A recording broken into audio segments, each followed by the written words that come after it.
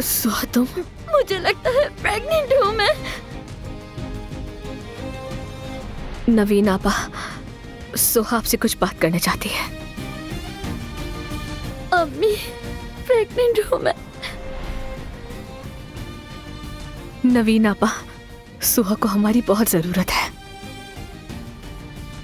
मेरा सब कुछ। तुम्हारी बेटी प्रेग्नेंट है और तुम्हारे घर वाले तुमसे ये बात छुपा रहे हैं। चलो बता भी तो, क्या बात है? सुहा प्रेग्नेंट है। मजबूती से पकड़ो। हमने खून बहा दे दिया, माफी भी मांग ली, इसके अलावा और क्या चाहिए तुम्हें? मैं खून का बदला खून चाहती हूँ।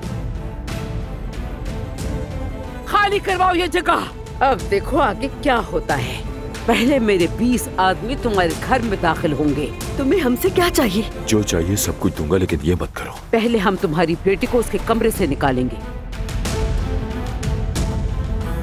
क्या तुम मेरे बेटे की जान की कीमत अदा कर सकते हो अब्बास? तुम्हें अल्लाह का वास्ता है, छोड़ दो मुझे।